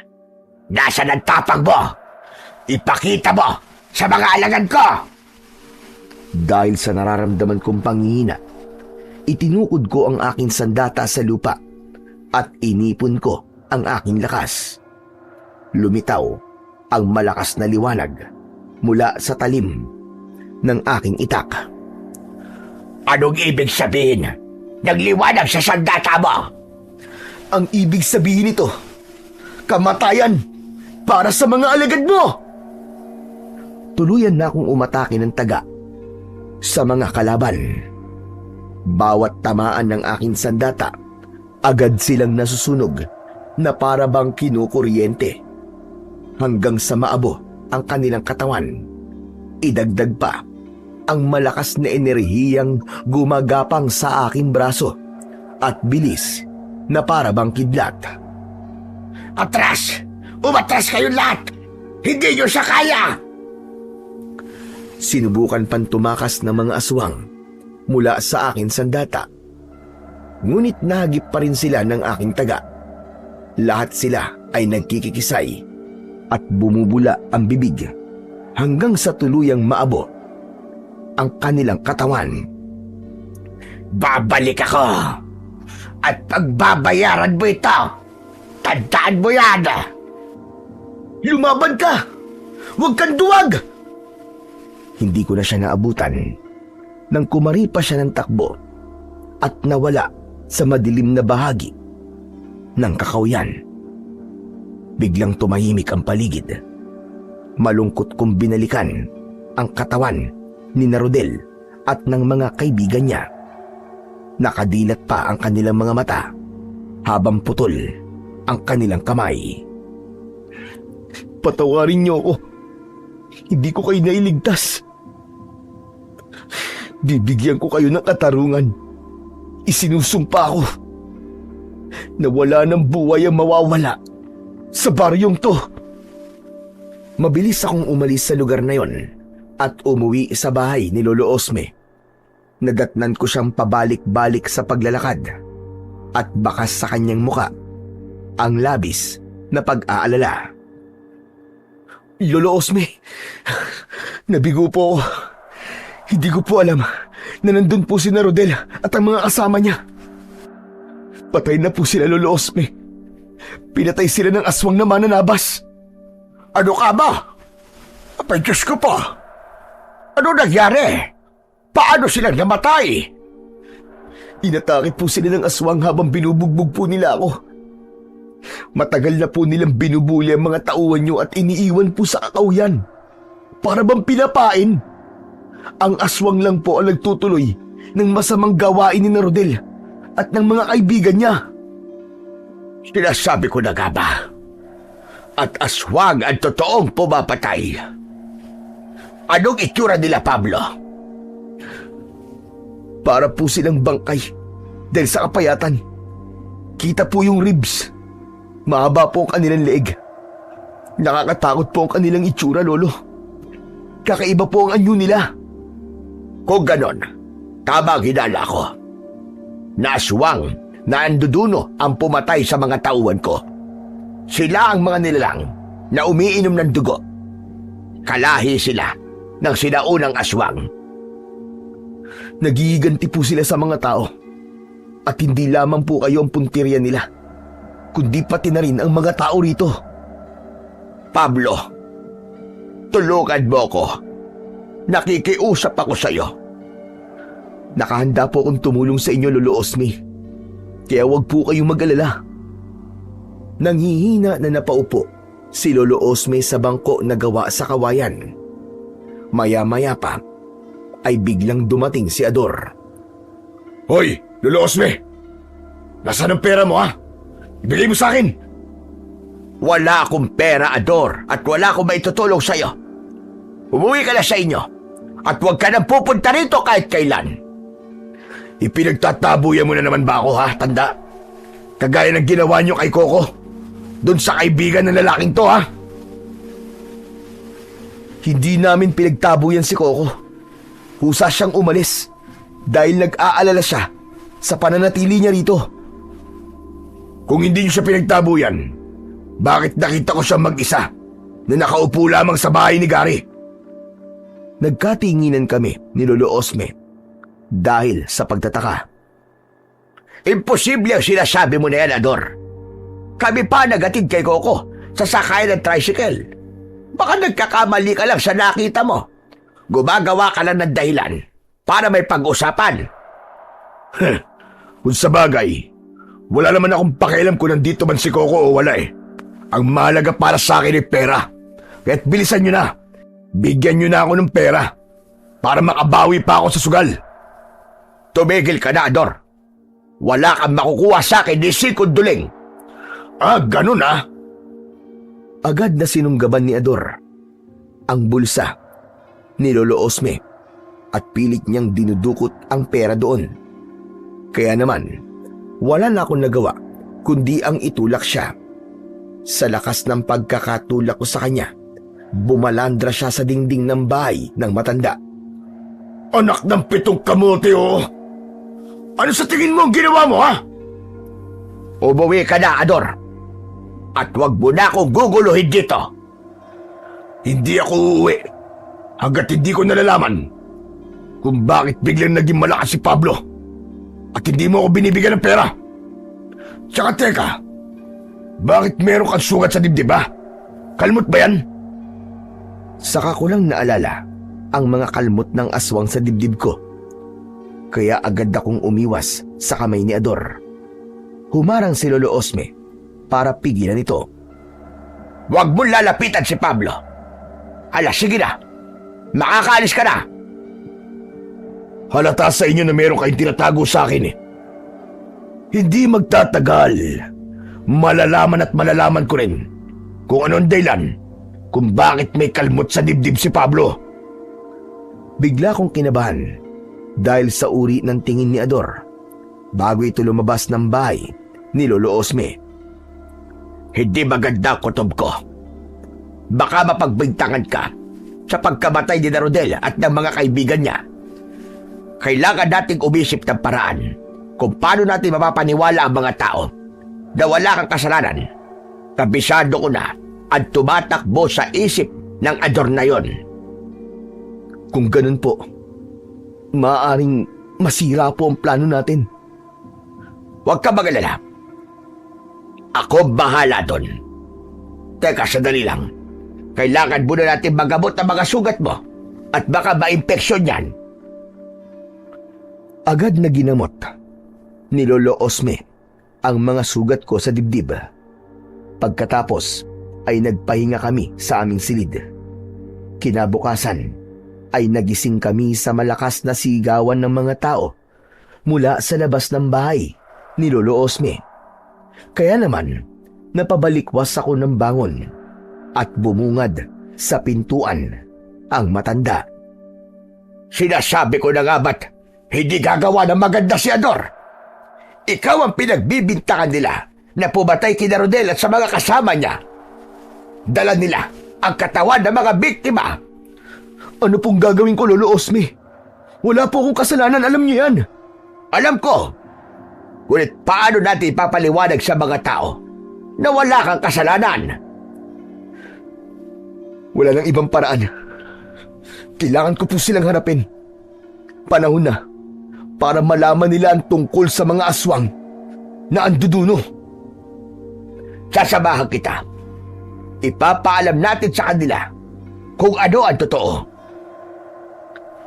Magkasama kami ni Lolo Osme nang lumabas ng bahay. Tumambad sa aming paningin ang 5 bangkay kasama ang mga tao na umiiyak. Sumisigaw sila ng katarungan sa pangunguna ni Ador. Mga kasama, nakita ko siyang sugatan kagabi. Kaya natitiyak ko na siya ang pumatay sa inyong kaanak. Walang katotohanan yan, mga kasama. Wala po akong kasalanan. Hindi po ako ang totoong bumatay sa kanila. Sinungaling ka. Alam ko na ikaw lang ang gagawa nito. Gusto mong masolo ang trabaho mo. Kaya mo sila pinatay. Tumigil ka, Ador. Minsan na ako nagkamali ng paratang sa tao. Huwag mo nang ulitin ang pagkakamaling yon. Ako ang makapagpapatunay na hindi si Pablo ang pumatay kina Rodel. Huwag na kayong magmalinis, Lolo Osme. Sanay na kayong gumawa ng kasinungalingan eh. Kaya bakit pa namin kayo paniniwalaan? Sige nga. Di ba mga kasama? Kailangan natin magkaisa. Ipakulong si Pablo at palayasin si Lolo Osme sa baryo natin. Sabay-sabay na nagsigawan ang mga tao na sumasang-ayon sa mungkahi ni Ador. Isang bagay na masakit sa damdamin ni Lolo Osme. Pagkatapos kayong tulungan ni Lolo Osme, ganyan pa ang isusukli nyo? Ang paalisin siya sa baryo nyo? Pambihira kayong lahat. Wala kayong mga puso. Napakasama nyo. Kaya naman siguro pinagigantian na kayo ng aswang. Dahil sa pagkakamali nyo. Tumigil ka, Pablo. Hindi mo kami malilinlang. Ikaw ang tumigil. Sa kapaparatang ng kung ano-ano sa akin. Kapag tuluyang umalis si Lolo Osme dito, ikaw ang makikinabang sa lahat ng maiiwan niya. Kaya mo to ginagawa. Isa pa, wala kang patunay na ako talaga ang pumatay kina Rodel at sa mga kaibigan niya. Kaya mag-iingat ka sa pambibintang na ginagawa mo. Sigurado ako sa sinasabi ko at hindi totoo ang mga aswang-aswang na yan. Kaya mga kasama, naniniwala ba kayo sa dayuhan na to? Walang sumigaw. Hindi sila sumang-ayon sa tanong ni Ador. Sa halip, yumuko lang sila na parabang nahihiya. Aswang ang totoong pumatay sa kanila at sa lahat ng mga taong namatay dito. Ako mismo nakakita sa mga aswang na anduduno. Kung nakikita niyo sugat ko sa dibdib, kalmot to ng mga aswang. At hindi ito kagagawa ng tao. Nagiganti siya sa inyo. Dahil sa ginawa niyo sa pamilya niya noon. Ang pamilya na sinunog ninyo dahil sa maling paratang. Pumagitna ang katahimikan sa kanilang lahat. Bumakas ang takot at pag-aalala sa kanilang muka. Aminado sila sa kanilang naging kasalanan. Maya-maya pa, si Lolo Osme naman ang nagsalita. Mga kasama, kailangan natin magiganda sa pagsalakay ng mga aswang sa baryo natin. Kalokohan! Hindi ako naniniwala sa mga sinasabi ninyo. Kung ang mga tao ay nabilog niyong ulo, pues hindi ako. Ibahin niyo ako. Patutunayan ko na si Pablo talaga ang pumatay kay Rodel. May patayan na nagaganap sa lugar na ito. Kahit nung wala pa si Pablo. Kaya wag kang hangal, Ador. Wala ka na nga silbi. Nagdudulot ka pa ng kaguluhan. Baka isang araw, ikaw naman ang matsyempuan ng mga aswang na anduduno. Hindi nakasagot si Ador sa sinabing yun ni Lolo Osme. Tahimik siyang umalis at iniwan ang mga tao. Humingi sila sa akin ng pasensya at dinala nila ang katawan ng mga nasawi sa barangay hall. Salamat sa Diyos at napaniwala natin sila, Pablo. Dahil wala naman po talaga akong kasalanan, Lolo Osme. Natigilan ako sa pagsasalita nang mapansin ko si Coco.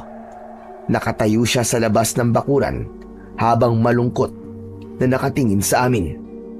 Teka, si Coco yun ah. Anong ginagawa niya rito? Bakit siya nandito? Lapitan mo, kaibigan mo. Totoo pala sinabi sa atin ni Ador. Hindi siya natuloy umuwi sa inyo. Pero bakit kaya? Nilapitan ko ang aking kaibigan na si Coco. Bakas sa kanyang muka ang pag-aalala. Coco, bakit nandito ka? Akala ko ba'y umuwi ka na? Tol, hindi ko kayang iwan ka eh. Hindi kaya ng pagsensya ko eh. Tapos ito pa ang madadatnan ko. Pinagbibintangan ka nila na pumatay kay Rodel. Ano ba kasing nangyari, Tol? Pumasok muna tayo sa loob ng bahay. Doon tayo mag-usap, dali. Agad kaming pumasok sa bahay ni Lolo Osme. Pagkalapag niya ng gamit, ay agad siyang nagtanong sa akin. Tol, ano nangyari kay Rodel? Totoo ba narinig kong aswang na anduduno ang pumatay sa kanila? Oo, Coco. Ako mismo nakakita sa mga aswang.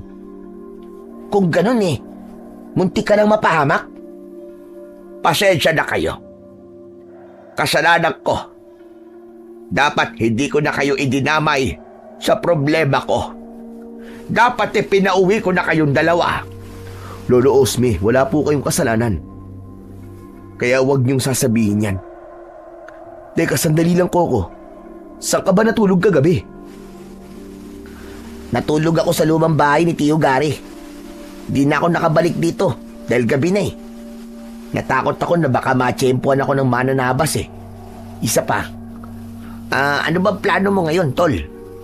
Hindi pa ba tayo uuwi? May kailangan pa akong tapusin dito, Tol. Kailangan ko pang tulungan si Lolo Osme. Ang ibig mo sabihin haharapin mo ang mga aswang? Lalabanan mo sila? Talaga bang nagpapakamatay ka na? Kaya ko naman labanan ng mga aswang Ang inaalala ko lang ay ang kaligtasan mo. Ano na lang ang sasabihin sa akin ni Mang Gary kung mapapahama ka rito, di ba? Alam mo naman na siya na lamang ang natitira mong pamilya. Magmula nang mamatay ang mga magulang mo. Kaya nga nag-aalala ko na baka mapahamak tayo rito, Tol. Pero kung buo na ang desisyon mo na manatili mo na rito, sasama ako. Lalabanan ko rin ang mga aswang na yon. Kung ganon, maraming salamat sa inyong magkaibigan. Kailangan lang nating umisip ng paraan kung paano natin malalabanan ang mga aswang na yon. Maghihintay ulit ako sa kanya sa kakauyan. Malakas ang kutob kung babalik sila roon para mambiktima. Teka, nasa na nga palang itak mo, Coco? Bakit hindi mo dala? Naku, naloko na. Hindi ko na namalayan kung saan ko nahulog ang itak ko. Anak ng, paano yan? Kailangan mo na sandata na magagamit laban sa aswang. Teka, ako na lang ang gagawa ng paraan. Manghihiram muna ako ng itak kay Ador. Kailangan ko munang umalis. Babalik din kagad ako. Sige po, Lolo Osme. Mag-iingat po kayo. Agad na lumabas ng bahay si Lolo Osme, papunta sa bahay ni Ador. Ngunit pagsapit ng gabi, ay wala pa rin ang matanda. Bumundol ang kaba sa aking dibdib dahil sa labis na pag-aalala. Bakit kaya hanggang ngayon wala pa rin si Lolo Osme? Saan kaya siya nagpunta? Ano kaya ang nangyari sa kanya? Baka naman nag-away na naman sila ni Ador. Alam mo naman yun Hindi. Kakaiba talaga ang kabang nararamdaman ko ngayon. Para bang merong nangyaring masama kay Lolo Osme? Ano ka ba naman, Tol? Walang mangyayaring masama sa kanya. Ang mabuti pa kaya magpahinga na muna tayo. Bigla akong naramdaman ng antok Wala kasi akong maayos sa tulog kagabi. Sige, Tol, mauna ka na. Hihintayin ko pa si Lolo Osme. Tumayo si Coco mula sa upuan nito, saka pumasok sa kanyang silid. Ako naman ay lumabas ng bahay at naghintay sa balkonahe. Pagkalipas ng ilang minuto, hindi pa rin dumarating si Lolo Osme. Kaya naman, naisipan ko na sunduin na ang matanda. Teka, yung itak ko nasa loob pala. Pagpasok ko ng bahay, ay nagulat ako nang makita ko si Coco na hawak ang aking itak. Coco? Anong ginagawa mo, Tol? Ngumisi si Coco na para bang biglang nagbago ang kilos nito. Malayo sa kaibigan na nakilala ko. Coco, akin ang itak ko. Baka mamaya masugatan ka niyan. Parang ito ang gusto kong gamitin, Tol Sa'yo na lang ang itak na hiniram ni Lolo Osme kay Ador. Coco, alam mong hindi ko yung pinapagamit sa iba. Kaya akin na yan. Ibigay mo sa akin ang itak ko. Hindi ko akalain na ganito nang pala kadaling makuha ang itak na to. Matagal ko nang inaasam na mahawakan to eh. Ano bang ibig mo sabihin, Coco? Huwag kang magsalita ng ganyan. Para kang baliw eh. Pinatay ni Lolo Gastor ang lolo at lola ko, habang ang bahay namin ay ipinasunog ni Lolo Osme at namatay naman ang mga magulang ko. Sinadya kong pagsamahin kayo sa baryong to para iisa lang ang gagawin kong pag-atake. Ang galing ng plano ko, di ba? Nadala ko kayo sa lugar na to at sabay-sabay ko kayong papaslangin. Teka. Ano ba sinasabi mo, Coco? Hindi kita naiintindihan eh. Bihag ko si Mandoming. Binabantayan siya ni Tio Gary sa bahay niya. Ito na ang araw ng paniningil ko. Ang balikan ng lahat ng taong may atraso sa akin. Kasama sa pagiganti ko, ang patay ng lahat ng kaanak ng mga taong sumira sa buhay ko. Tuluyan na akong kinabahan nang maintindihan ko kung sino si Coco. Maya-maya pa ay narinig ko ang malakas na sigaw ni Lolo Osme mula sa labas ng bahay. Pablo, mag-iingat ka! Si Coco ang anak ng mga taong sinunog ng taong bayan. Kalaban siya. Siya ang pinuno ng aswang na andoduno. Kasama namin ang tatay mo. Iniligtas namin siya mula kay Gary. Papatayin ka niya. Kasama ka sa pag-iigantihan niya. Dahil sa aking mga narinig, agad akong sumunggab kay Coco para agawin ang itak. Ngunit malakas siya, kaya bumalandra ako sa dingding. Nasira yon, kaya bumagsak ako sa lupa. Itinutok niya sa akin ang itak habang nakangisi. Akala ko ba makapangyarihan to? Bakit parang wala yatang bisa?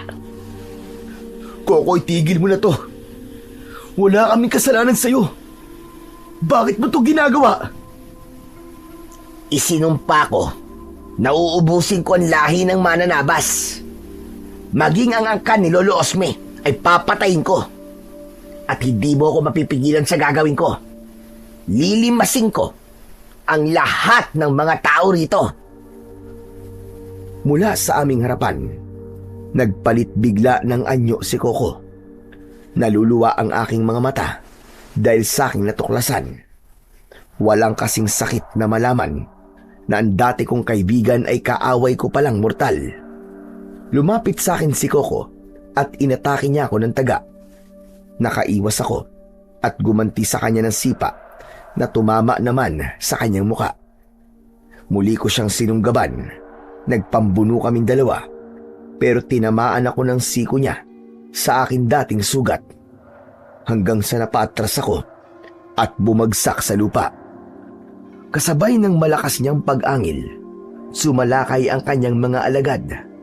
Sumalubong naman sa mga aswang ang taong bayan sa pamumuno naman ni Ador at ng aking ama.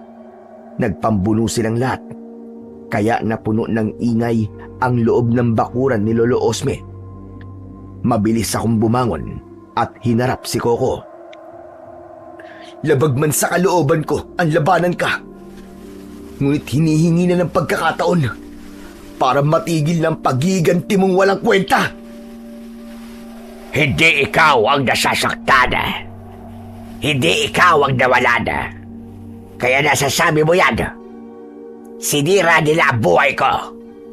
Magpasalamat ka na lang sa nangyari kagabi. Dahil kung hindi ko napatay si Rodel, natitiyak ko na ikaw ang papatay nila. Hindi ko magiging utang na loob sa'yo ang pumatay ng taong walang kalaban-laban. Wala na rin naman saysay kahit magpasalamat ako sa'yo. Dahil sa dami ng pinatay mo, masahol ka pa sa demonyo! Pwes, ipapakita ko sa'yo ang pagiging demonyo ko! Mabilis na kumilos si Coco at sa isang iglap, 3 kagad na tao ang naputulan niya ng kamay. Kasama na roon si Ador.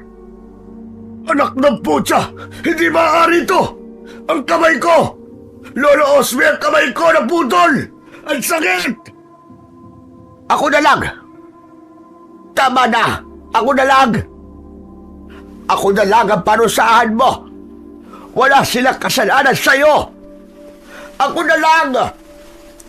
Kulang pa ang buhay mo sa buhay na kinuha mo sa akin. Buong angkan ko ang pinatay ninyo. Kaya uubusin ko rin ang lahi nyo. Isasama ko kayong lahat sa impyerno. Umatake ng taga si Coco kay Lolo Osme. Ngunit mabilis akong humarang at sinalo ang kanyang kamay. Sinuntok ko siya sa leeg at inagaw ko sa kanya ang itak. Wala ang karapatan sa sandata kong ito! Biglang nagliwanag ang aking kamay nang mahawakan ko ang aking itak. Tinaga ko sa balikat si Coco, ngunit agad siyang nakaiwas. Pero hindi siya nakaligtas sa aking sipa na tumama sa kanyang dibdib. Pasadsad siyang bumagsak sa lupa, pero agad siyang tinulungan ng kanyang mga alagad para itayo.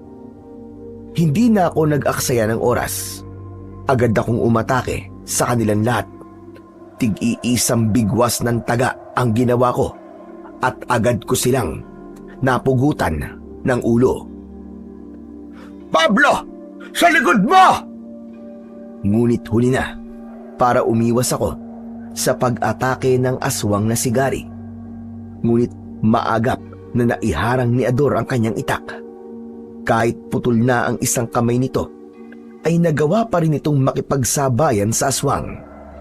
Pinugutan nito ng ulo ang tiyo ni Coco hanggang sa bumagsak ito sa lupa. Maraming salamat sa pagkakaligtas mo sa akin, Ador. Walang anuman yun.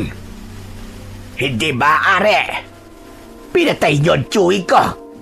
Magbabayad kayong lahat.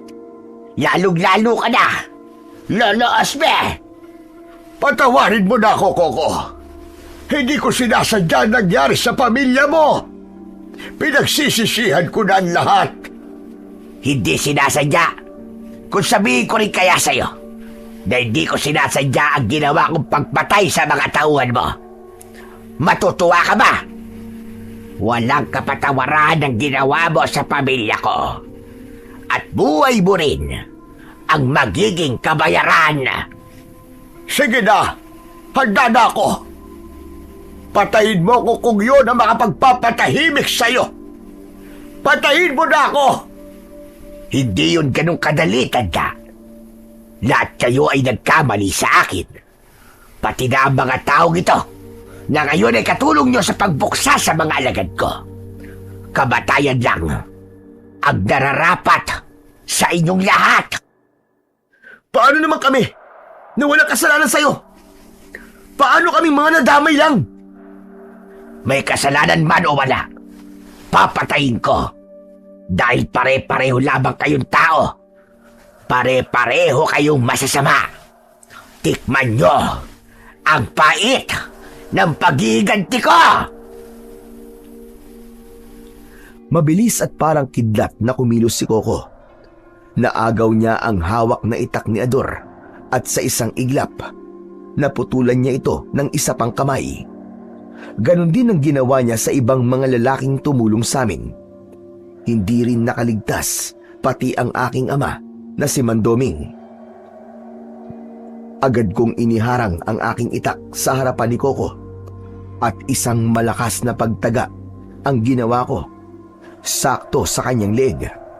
Nilaslas ko yun, kagaya ng ginawa niya sa kanyang mga nagiging biktima. Napaluhod siya sa lupa, habang ako naman ay umiiyak na nakapikit. ayokong makita ang kamatayan ng aking matalik na kaibigan. Patawarin mo ako, Koko. Kailangan kong gawin to para sa kaligtasan ng lahat. Mali ang paghihiganti. Masyado ka nagpadala sa galit at tukso ng kasamaan. Ngunit ganun pa man, lahat kami ay humihingi sa iyo ng kapatawaran. Patayin mo na ako, Pablo. Para hindi na ako makagawa pa ng kasamaan. Patawarin mo ako, kaibigan. Hanggang sa muli. Patawad! Patawad, Tol! Isang malakas na pagtaga ang ginawa ko habang nakapikit at umaagos ang masaganang luha sa aking pisngi. Kahit hindi ko siya nakikita, alam ko na nasusunog ang kanyang katawan sa kuryenteng dumadaloy sa talim ng aking itak. Hanggang sa wala na akong narinig na paglagablab ng apoy mula sa nasusunog niyang katawan. Dahan-dahan akong nagmulat ng aking mga mata at tumambad sa aking paningin ang abong katawan ni Coco. Tuluyan na akong napahagulgol ng iyak. Kaya lumapit sa akin si Ador. Patawarin mo kami, Pablo. Kung nadamay ka pa sa pag-iiganti ni Coco. Yan ang dahilan kung bakit hanggang ngayon ay hindi ko mapatawad si Lolo Osme at ang aking ama. Idinaan ko sa pagpapahirap sa kanya ang konsensyang sila ang pumatay sa pamilya ni Coco. Hindi namin siya kagad nakilala. Kung hindi pa kami pumasok sa loob ng bahay ni Gary, hindi pa namin malalaman na siya ang bunsong anak ng pamilyang sinunog ng taong bayan. Ngayon, ay alam niyo na ang paratang sa kapwa ay masama. Dahil magdudulot lamang yun ng kaguluhan, paghihiganti, at maaari pang mauwi sa pagpatay. Sana matuto na kayo na ang pagbibintang ay walang maidudulot na maganda sa buhay ng tao. Ako ang pinagmula ng gulo. Patawarin mo ako, Ador. Pati sa abo ni Coco. Pinagsisisihan ko na gawa kong kasalanan at patuloy na ihihingi yun ng tawad sa Panginoong Diyos. Huli man, para sa paghingi ng tawad. Pero pwede naman nating itama ang ating kinabukasan sa paglapit natin sa ating Panginoong Diyos. Tumayo ako at iginala ko ang aking paningin sa paligid. Marami ang sugatan. Marami ang nagkalat na putol na kamay.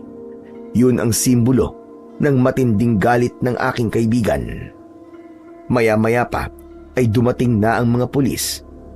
Nalaman nila na si Coco ang totoong pumatay sa mga biktima. Yun ang dahilan kung bakit karamihan sa mga taong nakatira sa baryo ng Santilro ay putol ang kanang kamay. Muli kaming bumalik sa aming baryo kasama si tatay. Itinabi ko ang aking itak at kinalimutan ang mga nangyari. Natutunan ko na ang pagpaparatang ng mali sa kapwa ay masama. Magdudulot lamang yon ng paghihiganti at pagpatay.